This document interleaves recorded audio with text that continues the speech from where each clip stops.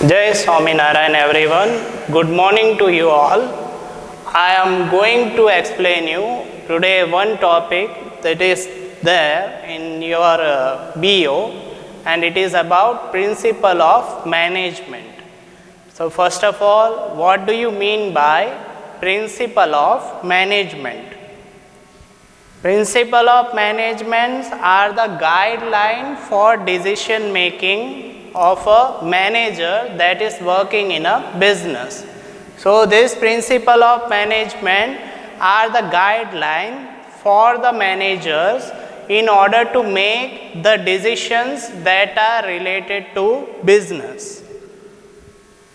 This principle of management also consider that the efficiency of the employees can be increased by providing proper appraisal or by providing the proper encouragement. Means it considered that the employee who are working in the business organization, their efficiency can be increased if they are being appraised in a right way or they are being encouraged in a right manner. For example, by providing the proper increment, salary or promotion, etc. So यहाँ पे मैं आपको आज principal of management के बारे में समझाना चाहता हूँ। और प्रिंसिपल ऑफ मैनेजमेंट जो होता है वो एक गाइडलाइंस है जो मैनेजर्स को दी जाती है। It take into consideration the guidelines जो मैनेजर के लिए डिसीजन मेकिंग में हेल्पफुल होते हैं। तो this principle of management is helpful for the manager to take a particular decision in a situation that is arising in a business. तो ये principal of management जो है वो एक गाइडलाइन होता है जो किसी भी मैनेजर को इफ़ेक्टिव और आइडियल डिसीजन मेकिंग में हेल्पफुल होते हैं। दूसरा है जो प्रिंसिपल ऑफ मैनेजमेंट होता है वो ये कंसिडर करता है कि एम्प्लॉय की एफिशिएंसी को बढ़ाया जा सकता है अगर उन्हें प्रॉपर अप्रेजल उनके वर्क के लिए मिले या फिर उन्हें सही तरीके से आप एनकरेज कर सको तो। Now next point is about the characteristics of principle of management. Principal of management के नेचर, कैरेक्टरिस्टिक्स या फीचर्स क्या क्या है। तो first point is universal. So the principle of management is applicable to most of the business. जो principal of management है वो कई तरह के बिजनेस में एप्लीकेबल होता है। That why it is being considered as universal. However, the implementation of principle of management may differ on the basis of the size, type, scope of business. जो principal of management है वो ज़्यादातर हर तरह के business में applicable होता है, लेकिन इसका जो इम्प्लीमेंटेशन होता है वो बिजनेस के टाइप, साइज, स्कोप और एरिया पे डिपेंड करता है। तो जो बिजनेस प्रिंसिपल ऑफ मैनेजमेंट है वो यूनिवर्सल है, जो ज़्यादातर कई बिजनेस पे एप्लीकेबल होता है या फिर कई तरह के बिजनेस में एप्लीकेबल है, but it also depends the applicability of the principle of management is also depending on the size, scope, area of the business. ये एप्लीकेबल तो है हर तरह के बिजनेस में, लेकिन इसकी एप्लीकेबिलिटी जो है या फिर इसका जो इम्प्लीमेंटेशन है वो बिजनेस के साइज, एरिया, स्कोप और टाइप को कंसिडर करते हुए इम्प्लीमेंट किया जाता है। Flexible, yes, this principle of management is not rigid in sense.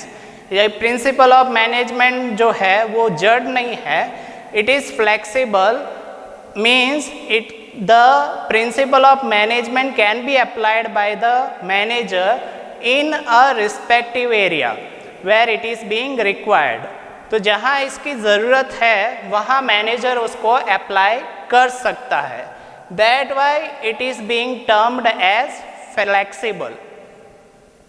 यहाँ आप ये भी ध्यान में रख सकते हो कि एक उदाहरण मैं आपको देखता हूँ कि for example the principle that is related to division of work which is being utilised in a large scale business cannot be same for the small scale business. Okay, तो जो प्रोपोर्शन में जो प्रिंसिपल जो division of labour से या फिर division of work से जुड़ा हुआ है वो जितना लार्ज स्केल यूनिट में अप्लाई होता है उतना ही स्मॉल स्केल यूनिट में वो प्रिंसिपल सिमिलरली अप्लाइड हो या फिर सिमिलर प्रोपोर्शन में अप्लाइड हो, ऐसा ज़रूरी नहीं होता। सो the principle of management is flexible in sense which is giving the feasibility or possibility to the manager to apply it in an area where it is required. Okay, third point is guideline. So the principle of management is the guideline which helps the manager in decision making. तो ये principal of management जो है वो एक guidelines है जो manager को decision making में हेल्पफुल रहते हैं, but it cannot be strictly applied to all the business unit. ये जो प्रिंसिपल ऑफ मैनेजमेंट है वो स्ट्रिक्टली हर एक बिजनेस यूनिट में एप्लीकेबल नहीं हो सकते, बिकॉज द प्रॉब्लम्स और issues that are related to each of the business unit may differs। जो भी problems जो या issues जो business units के होते हैं वो एक business unit से दूसरे business unit में अलग होते हैं, but it will give the result if it is being applied in a right way by considering the situation। लेकिन ये प्रिंसिपल ऑफ मैनेजमेंट जो है वो आपको रिजल्ट दे सकते हैं if they are being applied by considering the prevailing situation और the situation which is being arising. तो सिचुएशन के बेस पे ध्यान या फिर सिचुएशन को ध्यान में लेते हुए प्रिंसिपल ऑफ मैनेजमेंट का एप्लीकेशन होता है। Human behavior, yes, principle of management take into consideration the human behavior। जो human behavior होता है उससे principle of management का एक direct relation है। So the human psychology is being considered while taking the decisions by considering the principle of management। तो human psychology को consider करते हुए प्रिंसिपल ऑफ मैनेजमेंट को अप्लाई किया जाता है। Next point is contingency. ये जो दूसरा पॉइंट है वो कंटीजेंसी से रिलेटेड है। In order to achieve the business objective in a easy way by utilising the principle of management, this contingency can be achieved. Means अगर आपको बिजनेस से ओरिएंटेड ऑब्जेक्टिव्स को ईजिली अचीव करना है तो आप प्रिंसिपल ऑफ मैनेजमेंट को किसी अनफेवरेबल सिचुएशन में भी अप्लाई कर सकते हो, या फिर किसी अनफेवरेबल सिचुएशन में अप्लाई प्रिंसिपल ऑफ मैनेजमेंट को अप्लाई करते हुए आप बिजनेस से ओरिएंटेड ऑब्जेक्टिव को आसानी से अचीव कर सकते हो। So the principle of management is making और it is making the way और it is making it easy to achieve the business goals और objective in an easy manner in any unfavorable situation that is arising in the business. So the principle of management makes it easy to achieve the business objective in an easy manner by utilizing this principle in any unfavorable situation. तो किसी भी unfavourable situation में principle of management जो है वो business objectives को easier ways से achieve करने में हेल्प करते हैं। तो it can be also considered as a contingency plan which can be utilised in an unfavourable situation. इसका एक और उदाहरण दिया गया है, to give the fair and reasonable salary to employee. So this decision that is related to giving a fair and reasonable salary to employee is being taken into consideration, or it is actually depending on the necessity of factors. तो जहाँ पे जो ज़रूरत होती है उसके हिसाब से आप एक कंटीजेंसी प्लान डिसाइड करते हुए इस मैनेजमेंट के प्रिंसिपल को अप्लाई कर सकते हो। Next point is importance. Yes, what is the importance of principle of management? So first is increase the managerial efficiency. The principle of management provide the guideline to manager to perform a task in a particular situation। तो ये guideline provide करती है manager को कि वो किसी particular situation में क्या कर सकता है, which increase the functioning of business and A managerial efficiency. तो इससे ये पता चलता है कि एक पर्टिकुलर सिचुएशन में क्या करना चाहिए। इस वजह से आप बिजनेस की फंक्शनिंग को काफ़ी एफिशिएंट वे से इंक्रीज कर सकते हो, as well as managerial efficiency can also be improved.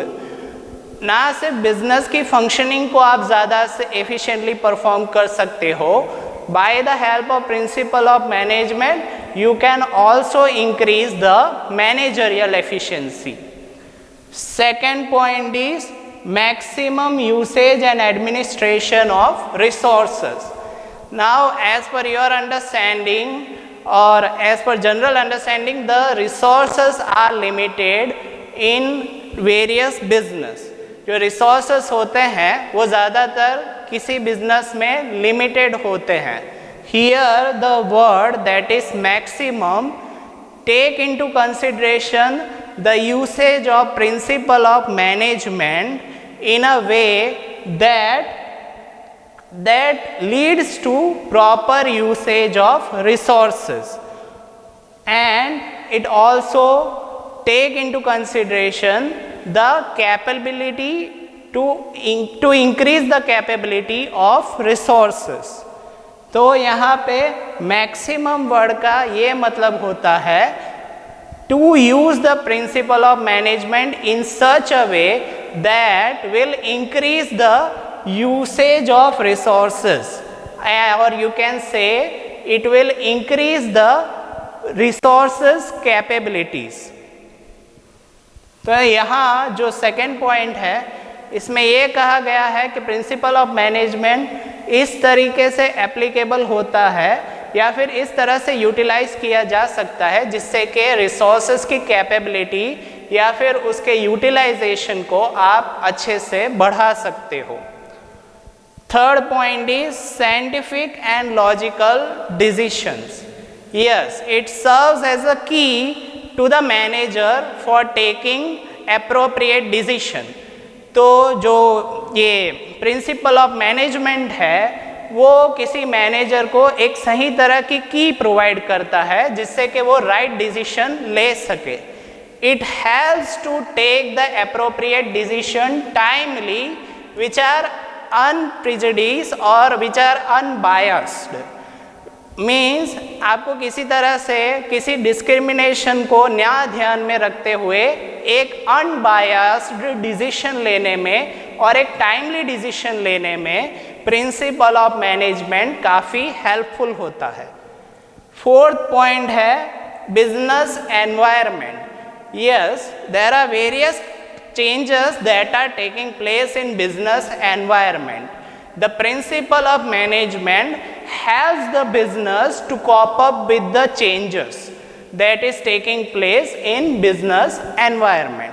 तो principle of management जो है that is also helpful in order to cope up with the external changes that are taking place in a business environment or the internal changes that are taking place in business environment.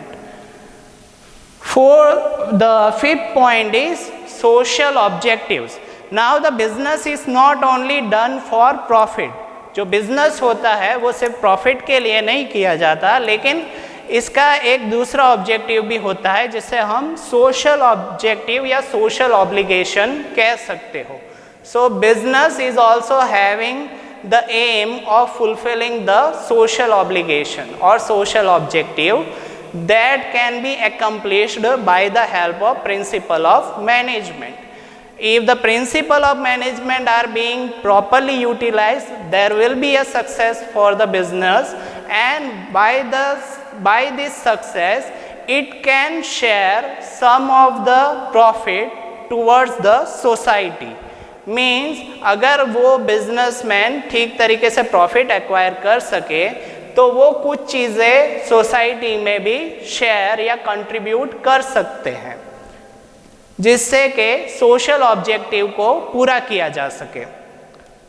Next thing is it is also helpful in training, research and development.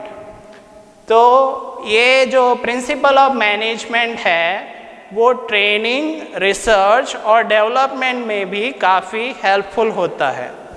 For example, nowadays aptitude tests are being conducted in order to place someone for a job. तो आज के ज़माने में aptitude oriented test लिए जाते हैं जिससे कि किसी एम्प्लॉई या पर्सनल को आप अपने बिजनेस में जगह दे सको. So these aptitudes are being conducted, means these aptitudes tests are being conducted on the basis of some test or research and by studying the principle of management or by considering the principle of management in order to place the right candidate for a right job. So these are the importance of principle of management and these are its characteristics which you have to keep in mind while studying about the principle of management. Thank you.